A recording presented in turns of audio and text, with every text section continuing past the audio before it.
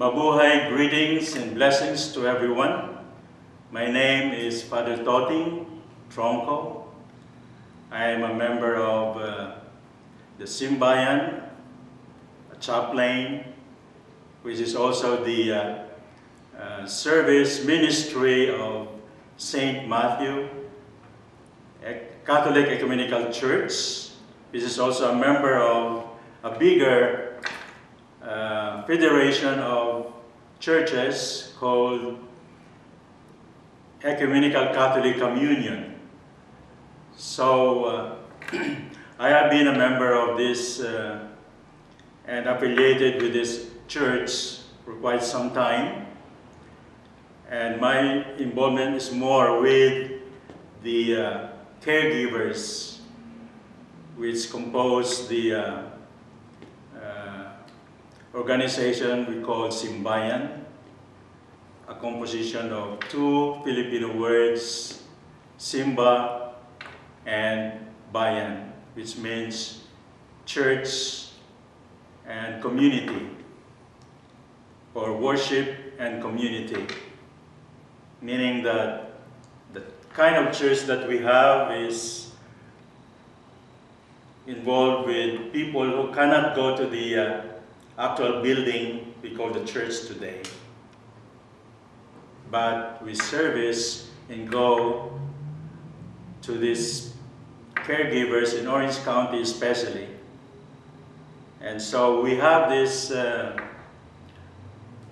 program we call Moments and Witnessing, kind of an experiential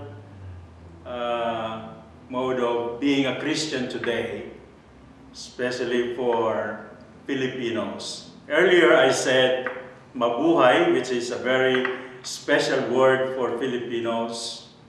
We know that mabuhay means welcome, long live, or congratulations. So we have that whenever we have occasions, small or big, we welcome people to our community. And so I'm giving you a kind of an idea of kind of a Filipino hour that we're going to have in this broadcast we call Moments in Witnessing. Greetings and blessings. My name is Joy, though I go by Joyous Prim, and I'm a lay missioner in the United Methodist Church. I'm originally from North Carolina, but I ended up serving in the 2011-2012 in Hong Kong, working with a number of Filipino migrants as well as Indonesian migrants, Thai, Sri Lankan, and others from throughout Southeast Asia. Serving in Hong Kong really taught me what it meant to be a family with those who might not look just like you. And it was in Hong Kong where I began to figure out what my calling was. I was serving doing services, helping domestic workers that had been terminated, navigate the craziness of the Hong Kong legal system, and also providing much needed spiritual support, emotional support, and other support workers needed being separated from their families. In the couple years later, I came back here, back to the US, found myself in Southern California, serving as a lay missioner with an organization called the Filipino Migrant Center. While the Filipino Migrant Center is a nonprofit organization, we are based out of a United Methodist Church and have close connections with the Filipino Christian and other faith-based communities, because we believe, and as I've seen myself, what it means to very much to serve God and to follow God's call to serve the least and the oppressed. It really means to serve here in the US our migrant workers and our immigrant worker populations.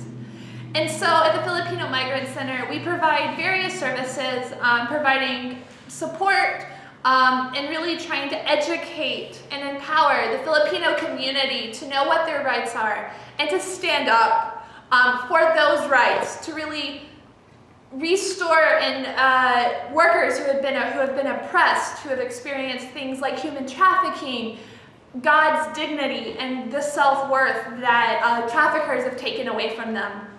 And as we get started with our moments in witnessing, the subtitle, Filipino Migrants in the U.S. and Their Families in the Philippines. We really have to keep in mind that these migrant workers are here oftentimes to support their families because of the situations in the Philippines. They really are forced to look abroad for work. And just this past December, on December 18th, we celebrated International Migrants Day. And some of the workers that the Filipino Migrants Center works with are part of an organization called Migrante Southern California. A number of these workers have survived human trafficking, have survived other labor abuses and other struggles throughout their time here, just trying to support their families, to allow their children to have food on the table at night, to have a roof over their head, and to get an education. And so as we think about what do Filipino migrants experience here in the U.S., who better to explain it than the workers themselves? So we're going to show a short video produced by Migrante Southern California for International Migrants Day, but a video that continues to be applicable to the work we do and to the ministry we're called to in December and throughout the rest of the year.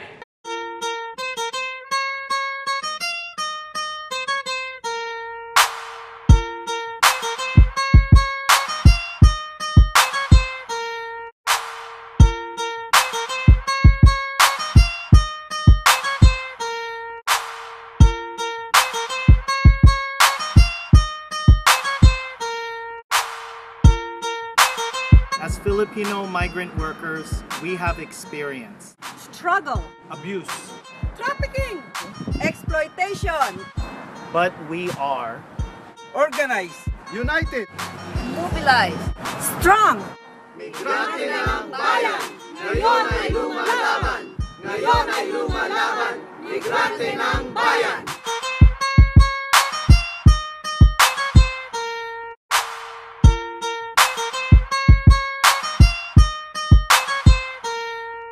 Nasubukan mo na ba manakawan na di namamalayan bukas ng pinto ng pag-unlad di mapasukan hindi sapat ang sipag hindi. Hope of the poor, fight for us. Open letter of Filipino migrants to Papa Francis.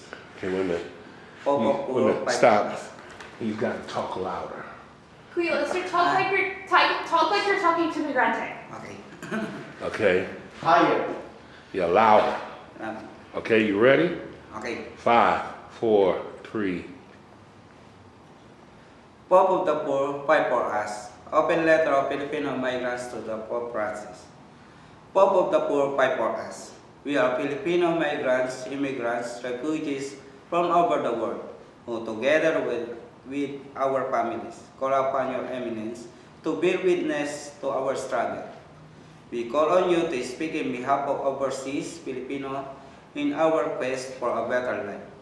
We have experienced firsthand and human and labor rights abuses and exploitation. Hear our stories and join us in our fight against modern-day slavery. Of present estimated 15 million overseas Filipino are found in over 230 countries. Massive unemployment, landlessness, poverty, and globalization have been forcing our countrymen to migrate. There exists a widespread desolation and hopelessness and desperation that have caused the Filipino people diaspora. Pope of the poor, fight for us. In your tenet to build a church without frontiers, Mother to all, we likewise reach out to you with open arms and heart for our common objectives, to open the door of your church worldwide in the spirit of genuine service to the people. Like you, we stand firm the forced migration in an anomaly and matter of deep concern involving the lives and dignity of our migrant workers. Ours is now an era of modern-day slavery wherein our migrant workers and their families are subjected to most cruel and conditions in favor of the greed for remittances and the desecration of human rights. Pope of the poor, fight for us. We have seen the absence of legal frameworks that genuinely promote and protect the rights and welfare of our OFWs and their families. We have dissected and evaluated the efficiency of lack of existing government programs and discussed ways to bring this to the concern of our authorities. We realize that the Philippines has many policies and laws of migration that need to be translated into concrete action. We have seen that the continuation and intensification of the government's labor export policy would only add more to the suffering of our people, making them more vulnerable to human and labor rights abuses. We ask you to speak out against this policy. We need to address the fundamental condition of our society, especially to the unequal distribution of wealth and work among nations which drives our people to forced migration. Pope of the poor, fight for us. We agree with you that human trafficking is indeed a crime against humanity, is a violation of our fundamental rights, is breeds the evil of discrimination, criminalization, and undocumented migrants, and all forms of violence, oppression, and enslavement. We are also greatly disturbed and moved to the tragedy of the separation of families. We cry for the sufferings and pains for children left behind and growing up without proper guidance. Parents and couples strange to each other, and the resulting economic, emotional, and psychological exploitation and lovers being uprooted from their families. We call on you to work hand in hand with migrants organizations and advocates in support of the plight of the Filipino migrants. There are still many things that need to be done. Pope for the poor, fight for us. We call on your eminence that through your office you can help us in organizing and broadening our reach and making our voice resound. There is a dire need of consolidate and efforts in various parts of the world. Together, let us face the challenge and holding the cause of Filipino migrants and their families. Pope of the poor, fight for us. In the spirit of service to the people, together, let us aspiration and advocacy be realized. Sincerely, Migrante International. I want to thank Kuya Lester for sharing with us the letter from Migrante and the voices to the Pope of the migrant workers. And now we turn to what the Pope has expressed as one of his main reasons for going to the Philippines. And that's the Typhoon Haiyan or Typhoon Yolanda victims in the Visayan area. Typhoon Yolanda hit the Philippines last November 8th and was the largest super typhoon to ever make landfall in any country around the world. And what we've heard and what we've seen is the relief the victims were given and the aid they have received from the government and other non-governmental organizations or NGOs has been not what they've needed. This summer there was a group of students, Filipino American and Filipino students who went on a mission to the typhoon affected areas in the Visayas, where they got to meet firsthand and interview survivors who have survived the typhoon and talk to them about what life was like when the typhoon hit, before the typhoon hit, and what they've been doing since then to try and get the aid they so desperately need. Some of the communities they visited, they were the first relief going in 6-7 months later to really provide for the basic needs of these communities.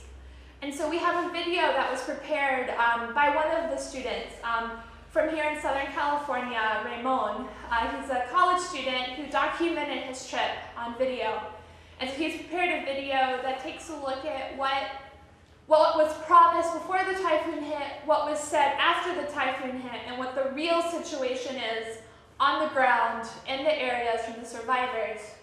And as we look at scripture, we see that God calls us to truly care for the most oppressed and to be that first wave of relief and really showing God's light and what community truly means.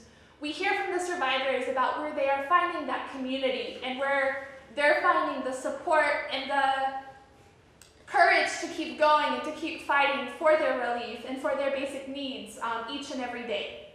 So now let's take a few minutes and enjoy the video.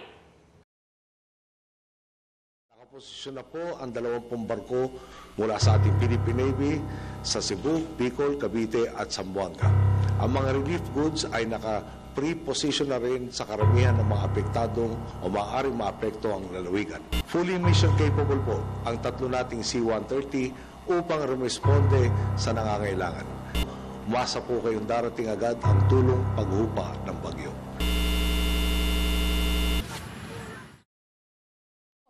Sa Pilipinas kundi sa buong mundo ngayong taon ang Super Typhoon Yolanda. A super typhoon. Unsurvivable storm. Super bagyong Yolanda. Strongest tropical system based on the winds to ever make a landfall barreling across the Central Islands. Samar at Leyte partikular sa Tacloban City. Dito sa bahagi ng Tacloban.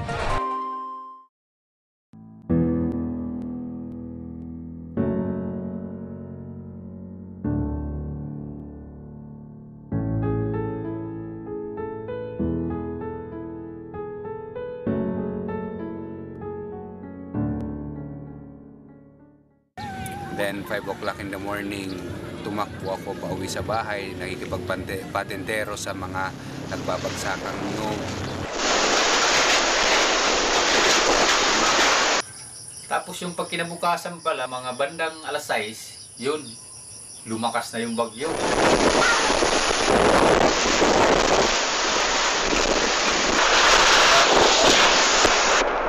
Naglilipara na yung yung bubong ng bahay. Ngayon ako nakaano ng ganung bagyo. Ang lakas.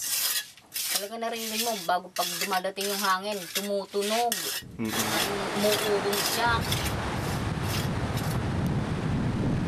Tapos yung puno ng kahoy, napuputol. Pag hindi napuputol, mabagsak. Hanggang kung saan yung natitirang pader, doon kami nagkukuble. Yung ko talaga naranasan na parang katapusan na talaga yung mundo na yung dumating yung bagyong Yolanda. Yung nangyaring yun gabi, nakakatakot. Baka maraming patay.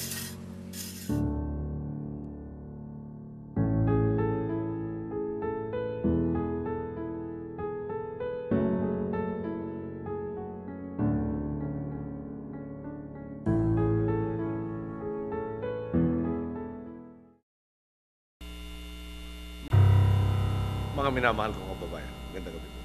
Nitong Biyernes, humagupit sa malaking bahagi ng Kabisayaan ang bagyong Yolanda. Isa ito sa pinakamalakas na bagyo sa kasaysayan ng bansa, kundi man ng buong mundo. 24,000 family food packs na po ang napamudmod sa Tacloban kahapon. Mayroon na tayong 2 water purification facilities at marami pa ang darating upang masigurong may mainom ang ating mga kababayan. May 3 repacking centers po tayong naglalabas ng di bababa sa 55,000 family packs kada araw. Inuna natin ang pagdadala ng pagkain, tubig at gamot sa mga pinakapektadong lugar.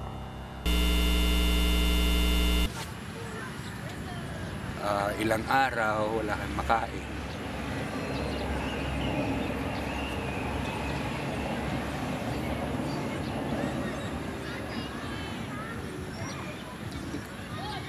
Walang relief na dumarating.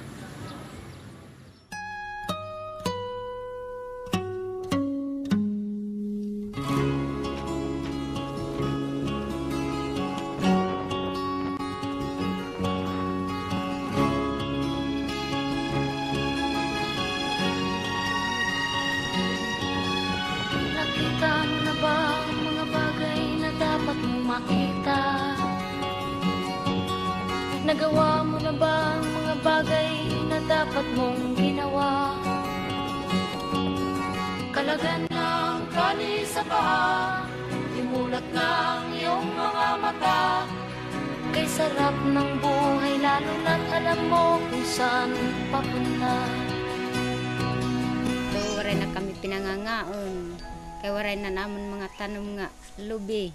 Nawala sa sarili ang aking pangisip sa ang aking mga anak paano kukuha ng pagkain kaya na kuha na naman mga tanong na sa lantanan Yolanda na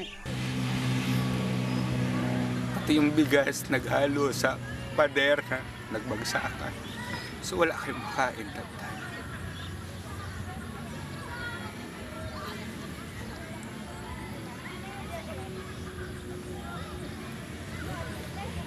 Wala ko ng mga gulay. Wala silang pakialam sa amin. Kasi gabi pa yun, umaalis kami dito. Gabi pa. Pero hindi naman tayo masyadong umaasa niyan. Yung galing sa gobyerno kasi yung hinihingi lang natin na relief, hindi naman pagkain na relief ang binigay sa gobyerno, ang hinihingi natin. Eh sundalo naman ang binigay dito, marami sundalo dito sa amin. Yung iba takot din kasi pag nagtrabaho ka, pag nadaanan ka, lalo na pag medyo nasa bundok ka, sasabihin na gerilya ka. Pag bibintangan kang MPA, paano magiging MPA tayo? Sasaka lang tayo. Una, hindi inaipaliwanag kung ano talaga ang ibig sabihin ng storm surge. Yun ang naging dahilan na nagsanhi ng pagkakamatay ng maraming tao. Ang pangalawa, wala talaga silang inihandang evacuation center para din sa mga tao na maayos. Meron silang itinalagang evacuation center, pero kung saan, ito'y nasa gilid pa ng dagat. Na alam naman pala nila na may storm surge na darating. At syempre, okay lang sana kung kagamitan ang nasira. Ang napakasakit kasi pati buhay ng tao na wala dahil nga doon sa pagpapasabayan ng aming gobyerno dito.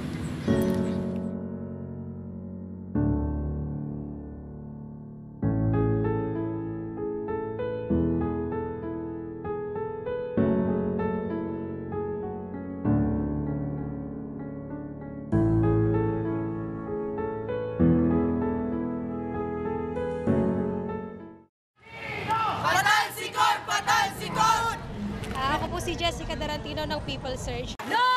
Nandito po kami ngayon sa Tacloban upang pakinggan ang state of mission address ni Aquino. Napakasakit lang pong isipin na kung ano ang sinasabi niya sa buong mundo, sa buong Pilipinas ay kabaligtaran sa totoong nangyari dito sa amin.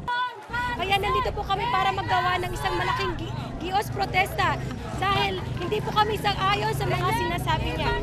Sa rehabilitasyon lang po na sinasabi niya sa mga tulong na ginagawa nila, pinapapangulang. Dahil sa aktual, wala naman po talaga silang ginawang mabuti para sa amin. Gising na kaibigan ko, ganda ng buhay ay nasa sayo. Ang oras daw ay sumali ako sa People Search at maging tagapagsalita nito dahil kung walang gagawa nito at kung hindi kami makakapag, sino ang gagawa kung hindi lang kaming mga biktima ng bagyong Yolanda? Hindi naman ibig sabihin na umaasa lang tayo sa tulong ng gobyerno. Kasi paano yung mga kapatid natin na may hirap? Paano makapag-prepare yun sa bagyo kung may dumating pa na mas malakas na bagyo? Nag-full-time volunteer ako sa People Search.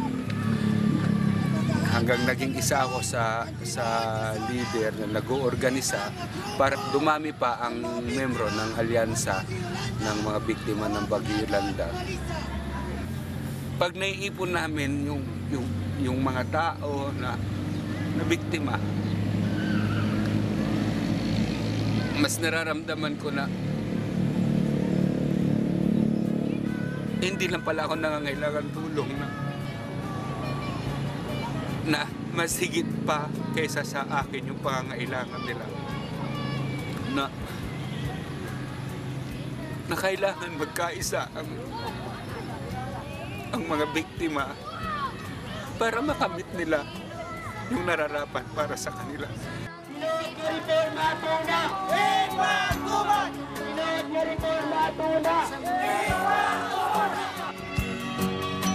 Nakita mo na ba mga bagay na dapat mong makita?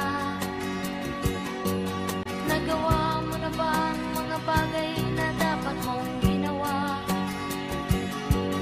Kalaga ng tali sa paa, imulat ng iyong mga mata. Kay sarap ng buhay lalo na't alam mo kung saan papunta. Kay sarap ng buhay lalo na't alam mo kung saan papunta.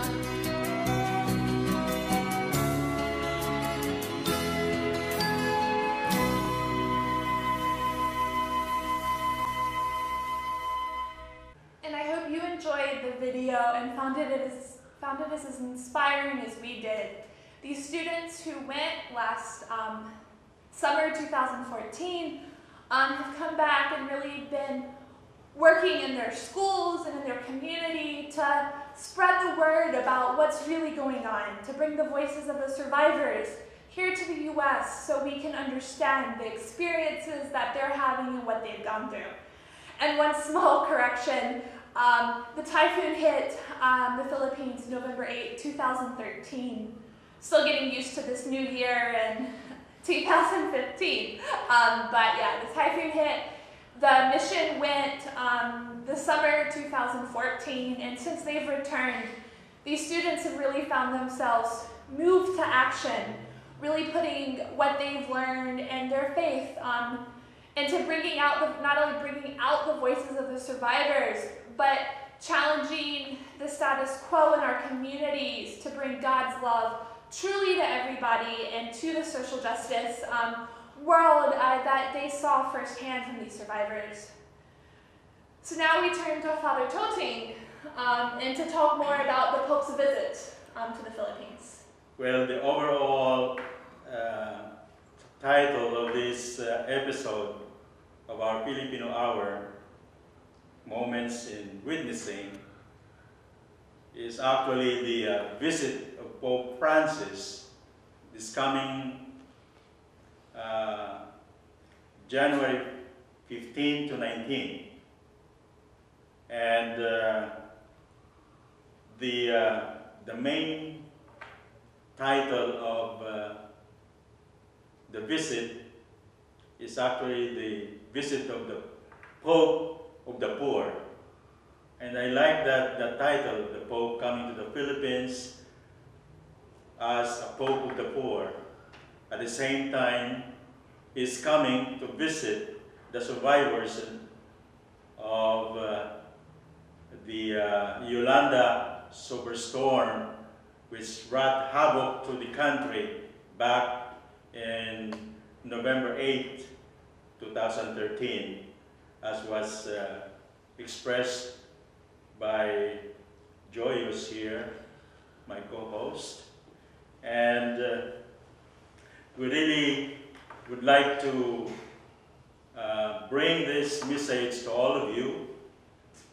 The visit of the Pope of the Poor, and likewise the situation in the country, in the Philippines, because we have heard so many donations and also support coming from other countries, including the United States.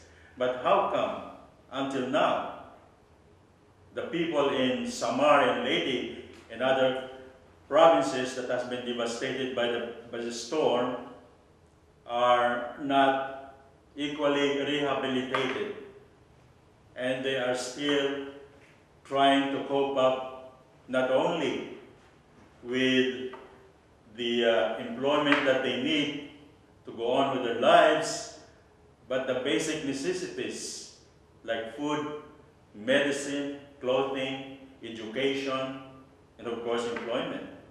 And so this whole thing of the Pope's visit brings to us the problem of poverty in the Philippines. That the Filipino people are in a country that is rich in so many natural resources, but poor in their livelihood.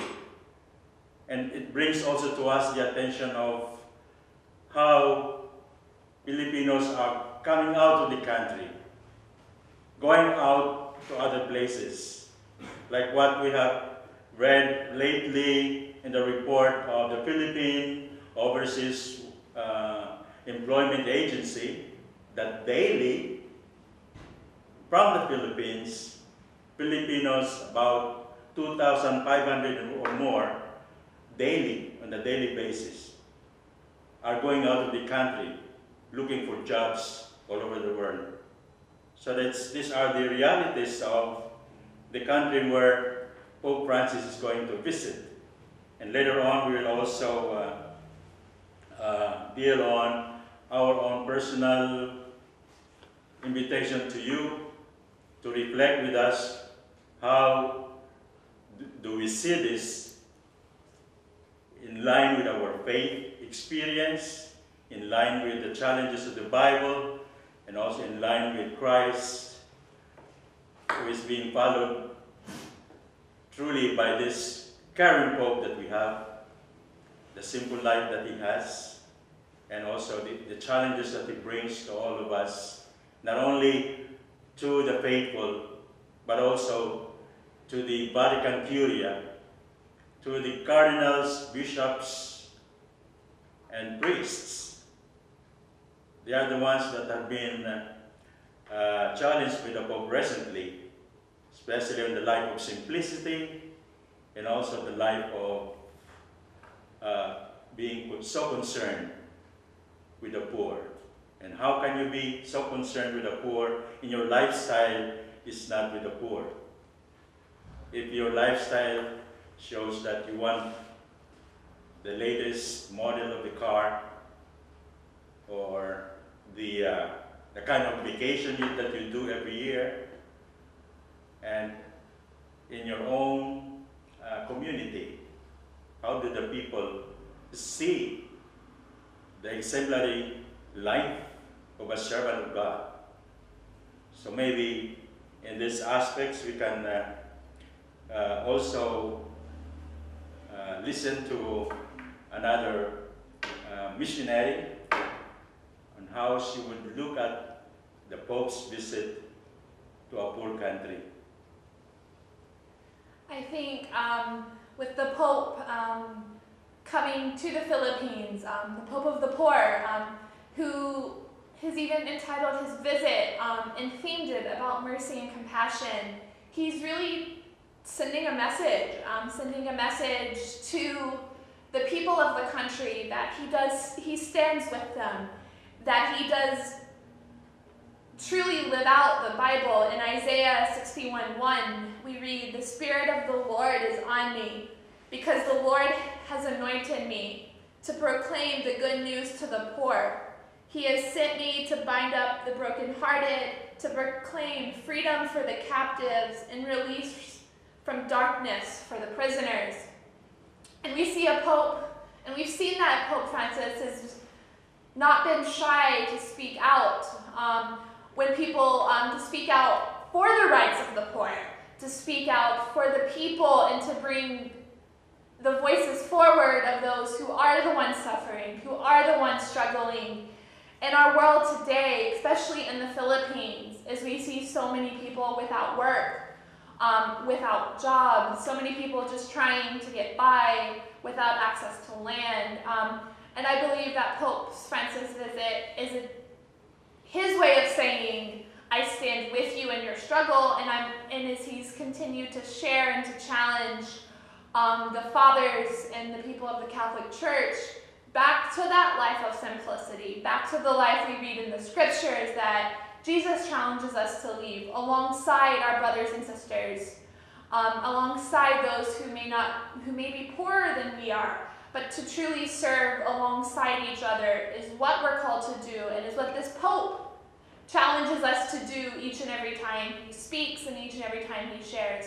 So it is my prayer and my hope that the Pope's visit will inspire and challenge the leaders of the country to truly reflect on how they've been acting and to make the changes the changes to be with the poor, and the changes to start truly addressing the needs and the calls and the pleas of the Filipino people for basic rights, for access to food, access to education and healthcare, and to go back to that life of simplicity and to the life of truly living out our faith.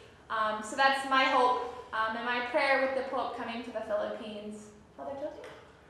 Yes, I like you mentioned a quotation from the book of Isaiah, and actually that was the source of the preaching of Christ when we go to the Gospel of Luke, chapter 4, verse 18 to 19.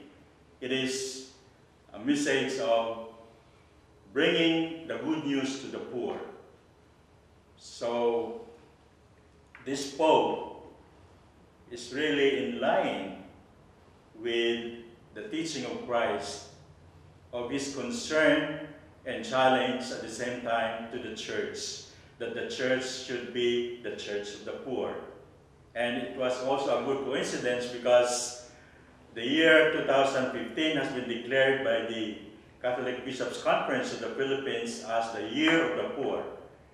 And so the concept of poverty, the image of a poor, how do we respond to that reality when we try to reflect on the challenge of the Pope, the challenge of Christ to be with the poor?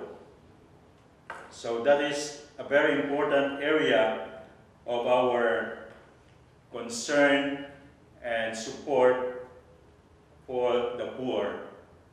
And remember that beautiful letter which came from the migrant workers all over the world.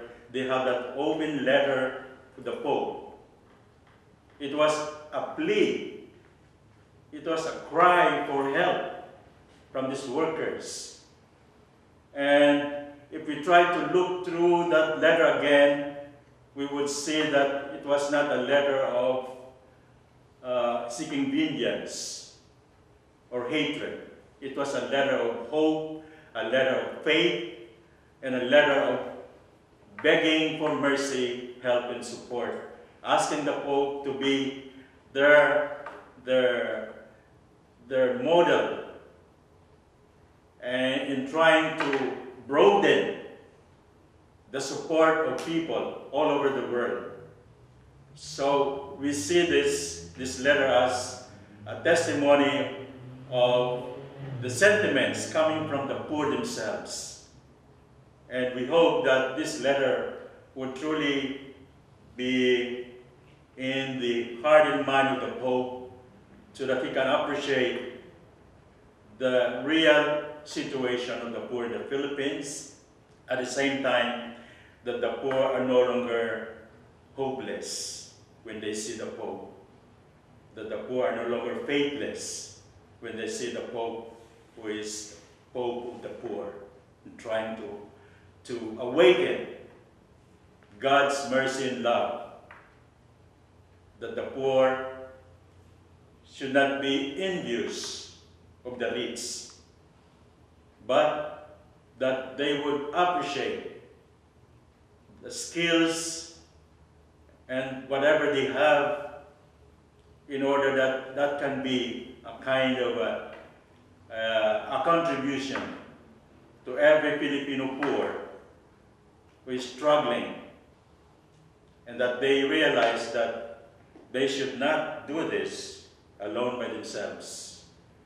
And in particular, the church should be with the poor in a truly sense of the word, because it's very, very painful to see when a poor man would kneel down on his knees to beg for mercy. And that is proper. If you beg for help, do it. But there are people who would say also, as an encouragement to the poor, you don't need to beg for justice. Beg for mercy. Beg for love. Beg for support. But it is your right to seek justice. And to seek justice as a community, as a people. That is also our challenge, not only to the workers of the world, but also to the church.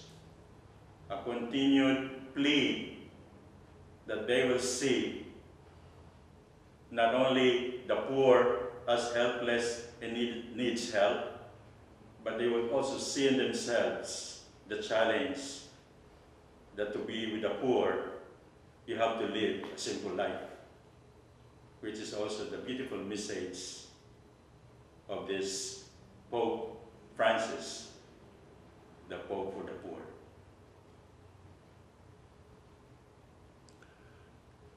And at the end of the broadcast, we will be putting up the addresses where you can contact this program. As far as mailing is concerned, you can send your mail, your suggestions, your whatever you want to convey to us that could help us improve this program, and whatever support you want in order to reach out to other people who are in need. You can send that mail in this address, 1111 West Town and Country Road, Suite or Unit 14, Orange, California, 92868. And as Father Toting was sharing, and we even heard at the end of the video from the typhoon survivors, how we can truly join together as a community to raise and to work towards being alongside the poor and with the poor, and also living that life of simplicity as the church. If you wish to contact us either via phone or via email, we welcome your communications, your reflections, your thoughts, suggestions for future episodes. Via email, you can contact us at momentsinwitnessing@gmail.com. That's momentsinwitnessing@gmail.com. Or if you wish to give us a phone, give us a call on our phone.